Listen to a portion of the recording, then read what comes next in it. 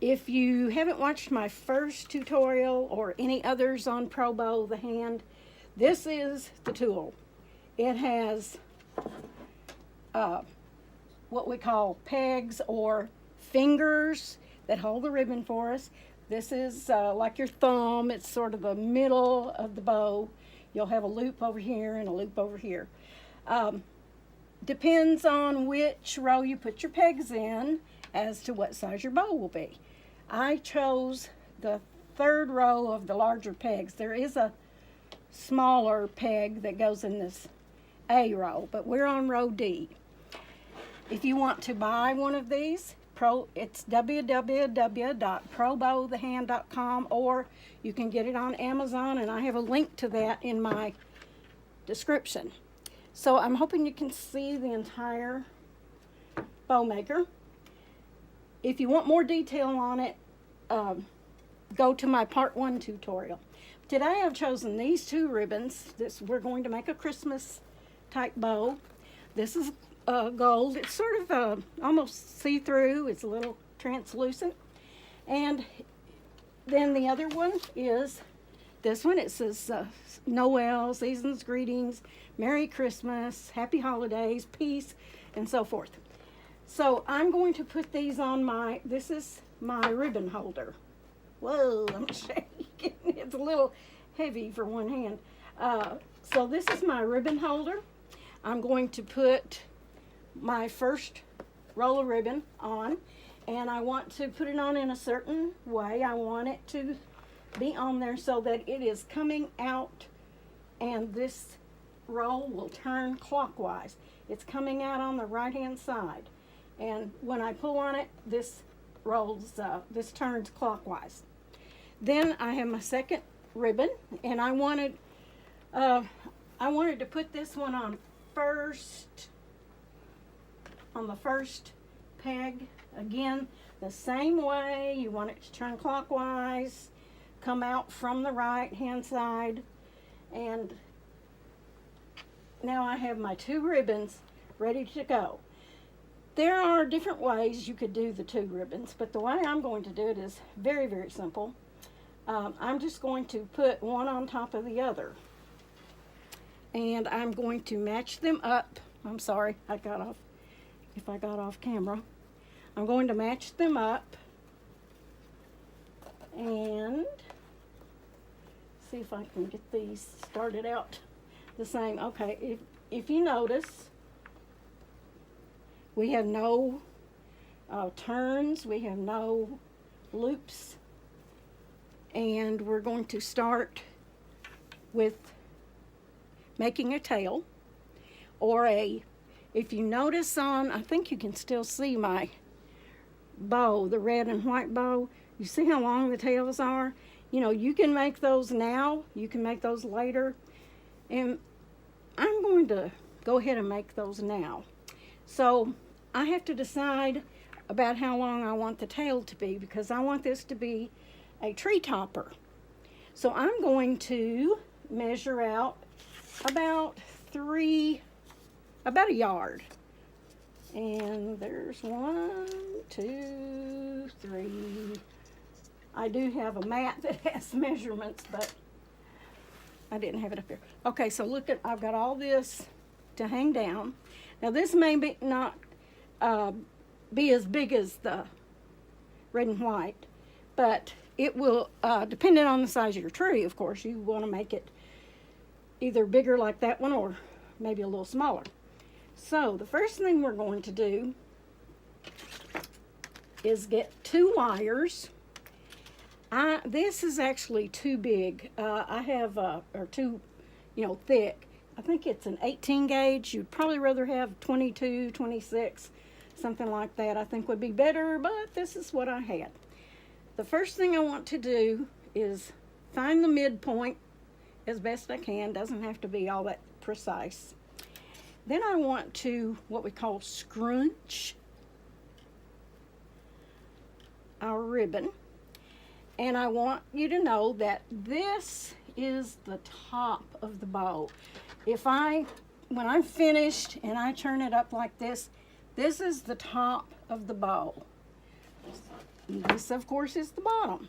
So this is the bottom of the bow, but I want my tail to turn out toward the top, so I gave it a twist. Then I take my ribbon and I put the wire around it after I've twisted it. And you can just give it like one twist to start, or you can go up. I went up with one and down with the other. Just enough to get it tightened together. The next thing you want to do is we have to anchor this to our thumb. So I'm going to put this against the thumb. I did go ahead and mash it. Since mine is a little thicker than other wires, I gave it a little mash to make it a little bit smaller of a loop. The next thing I'm going to do is I'm going to go around. I'm going counterclockwise. I'm leaving a little section here that's not completely wound around. That's so I can grab it when I'm finished. I want this scrunched part to be in the middle from top to bottom of this peg. And so I want it to stay that way. So I have a nail down here that comes on the ProBow. I wrapped it around once and then I stuck the rest of it underneath. Now that's just to hold that there, and that will stay there until I'm finished with the bow. So the next thing we're going to do is start on our loops. I've got the tail, and I want to put a loop right here. I could have put a peg right here in the middle. I don't know if you can see that. Right there in the middle. And that would have been like a little center, or a little bit smaller than these, but it would have been a center loop. Personally, I've gotten so that I don't care for the center loops. So I leave that one out. Many people do leave it out. Some put it in. So I've got 6 fingers over on the right-hand side, and I have 6 fingers on the left-hand side. I'm going to be making my loops around these. So this will be the right-hand side of the bow, and the left-hand side of the bow, I'm going to have the same number of loops on each side. But I've got 2 ribbons, if you recall. And so I want both of these ribbons, see, are going to go on the same peg, 2 on each one. So I just doubled the amount we usually get when we have a 6 on one side and 6 on the other, 6 loops. So I'm ready to go ahead and start making my loops. Okay, this ribbon is turned so that the good side is toward me, and that's the bottom of the bow. This is the bottom. I want to take this ribbon and do a bottoms up. If you've ever watched Regina Sellers, who invented ProBowtheHand, if you've ever watched her, she came up with this bottoms up just to help explain it to us. Now, one thing that I have to remember is when I do bottoms up, I want my bottom to sweep upward toward the direction I'm going. I'm going this direction right now. So I want to swish it. Now my bottom came up to the top. I'm ready to, and you can, some people like to put their forefinger and their middle finger on each side of the bow to keep those straight and to make your loops. Okay, so I'm going to do something. I'm going to take this and get it out of my way. I just put it up there and it won't bother me anymore. All right, we're ready for the second loop. Now here's a really important thing. Like I said, when you do make your loop here, you want to first scrunch it, squeeze it, pinch it, whatever you want to call it. And we want to do the bottoms up again. All right, here, I know where the bottom is. That's easy enough. It's right here, right down here. But what I have to remember is that I want my bottom to go toward the direction that I'm working on. I'm working on the left-hand side of the bow. I want it to go in that direction, so I want to go bottoms up toward this side. Next thing is just like the other one. I want to go take my fingers. Of course, 2 ribbons are a little more to handle than 1, but it's going to be worth it. And now I have another loop. And look, I do have the good side, the right side, whatever you want to call it, the pretty side. It is on the outside here. It's at the top. If you look right here, there's the top. We can see the good side of the ribbon at the top. Now we have another, remember I talked about 2 wires. So at this point, I'm going to take the wire. Again, I want to know about where the half is, the half mark. I want to take one end and push it under the loops I've made, or the loop, one of the loops, right or left, either one. And I want to pull it, I think I'll put it under this side, and you just do it whichever way you think will work best for you. Okay, so now I have this. This is called a helper. And I'm going to take it and I'm just going to give it a little twist. And my helper is now going to hold that for me. I want one of them up, one of them down,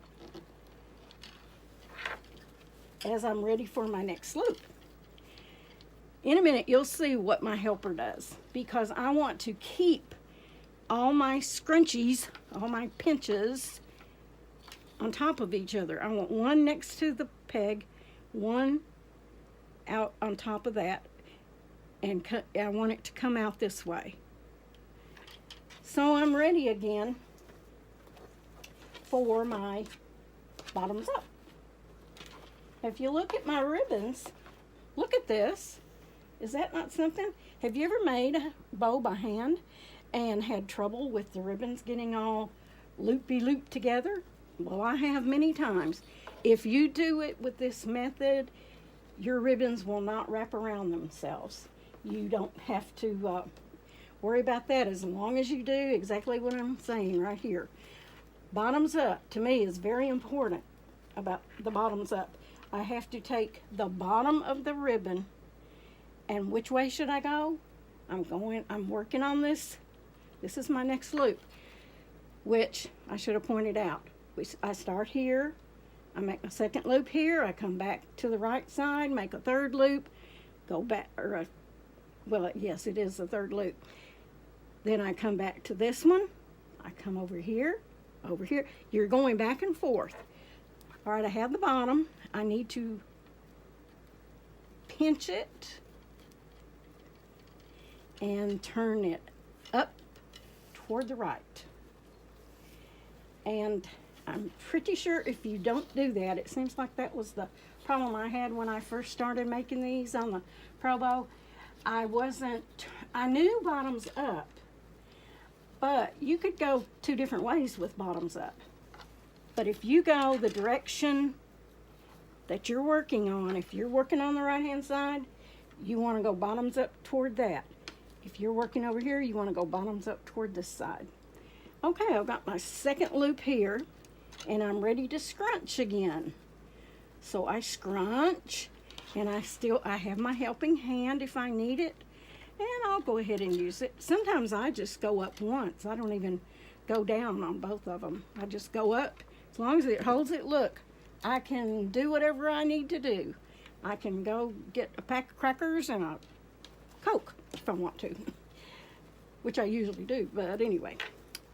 Okay, let's get this one straightened out a little bit. We've already scrunched, but we haven't done the bottoms up. We're going to do that, and I want to do that going this direction, because that's the direction I'm working on. So I got my bows together here, and I have made another loop. Came right down here, made the other loop. And I tried to be sure that my face doesn't get in the picture today because I was golfing this weekend and I was hot and sweaty and I washed my hair and I didn't even roll it or do anything with it. So I just put it on top of my head. So I will spare you all that torture. Now, I'm scrunching. Notice I've still got the pretty side on the outside here. I'm going to bottoms up in the direction I'm going, which is to the right. I swoosh it up to the right. I come around. I will tell you this ribbon is a little thinner than I thought it was. But it's okay. It'll work. It is wired. I do want my ribbon to be wired. Okay, I think I'll go ahead and use my helping hand and scrunch, pinch, whatever you want to call it. Let me make sure I've got all of these on top of each other. All right, I've scrunched it and I'm ready to do bottoms up here. Got it scrunched. I do bottoms up. And here we go. The right side is pointing to the correct direction. Okay, let me do this. My helping hand. I think you are better off to go up one and down one. And you don't have to do it on every single scrunch. Oh my gosh, I'm moving the camera. Hope I didn't do too much damage here. My knee was by the camera tripod. So I've done my bottoms up. I'm ready to go around. Got another loop made. And look at my ribbons over here though. Is that not nice? They're both just as straight as they can be. They're not all tangled. I'm going to do a pinch and a bottoms up. I'm coming up toward the side that I'm working on. And I think I will, though, use my helping hand. And I'm not sure really who came up with the helping hand. Probably Regina, I'm not really positive. But it is really nice to have that. So I'm ready to scrunch again. It really does get easy. If I weren't having to take time and explain, you will get to where you can just run through these pretty quickly. So I'm going bottoms up, toward the direction I'm working.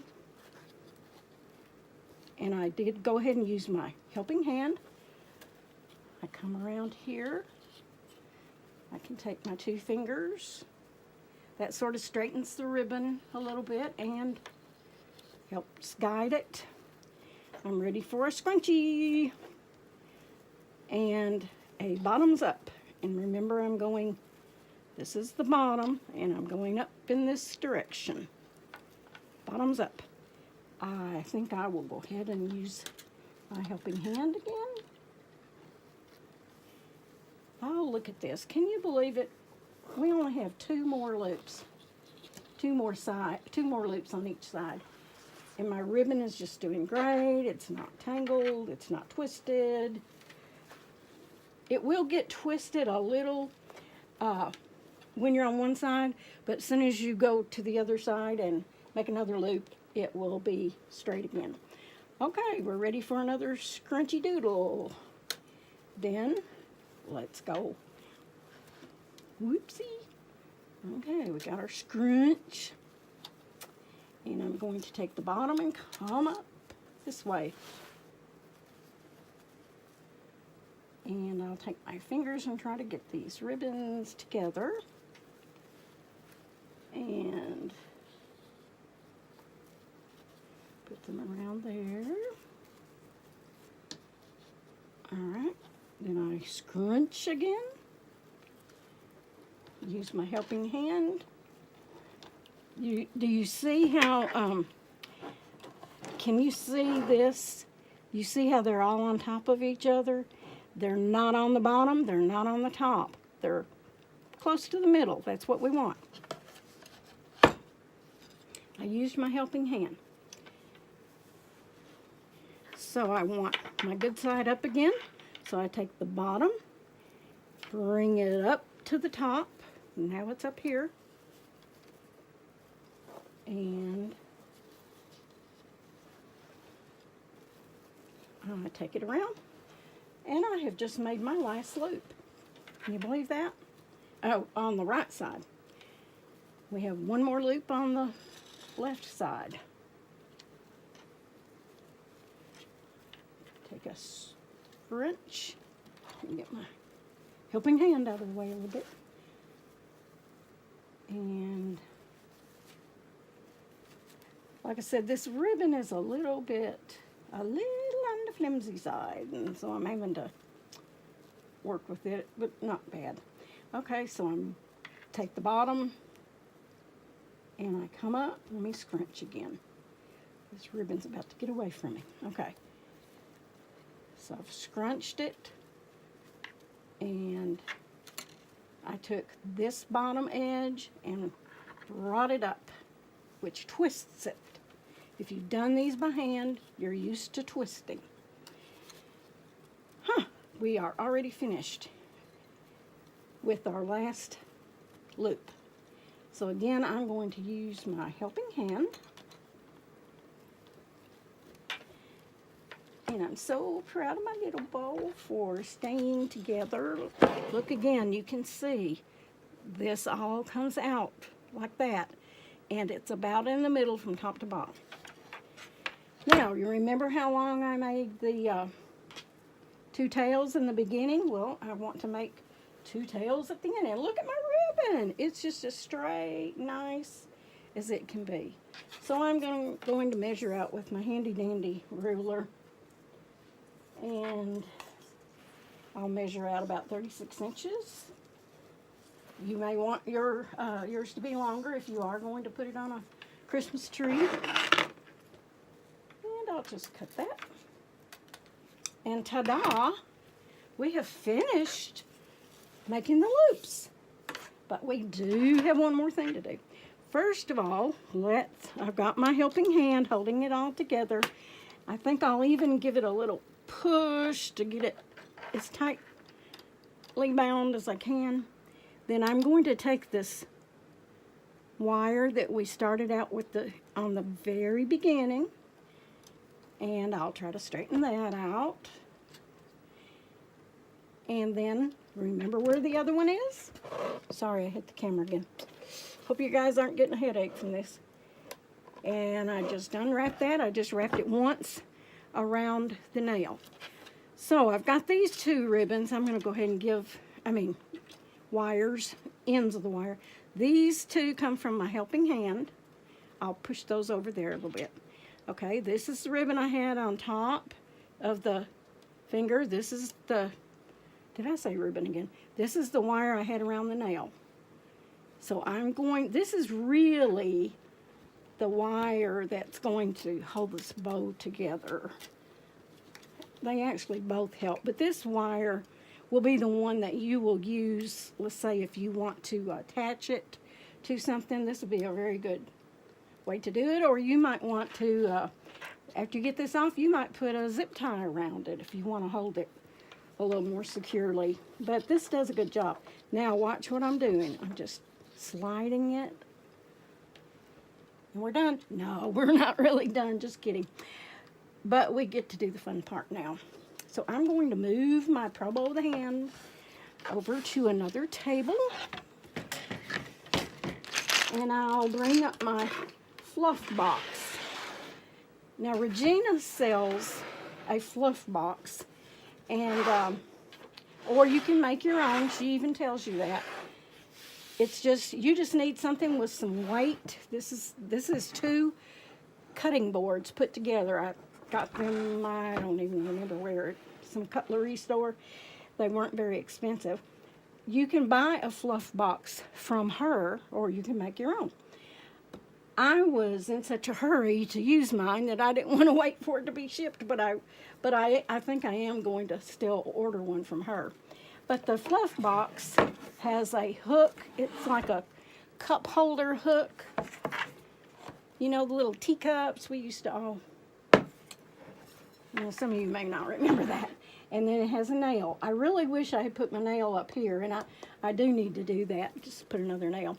And I wish I had gotten a smaller hook. Oh well, live and learn. What you do is just take your wire and just sort of wrap it around a time or two. I'm going to wrap one way and one the other, and just anchor it down to the hook. Then take one of the sides, and this is why I said that I wish I had put my nail in closer.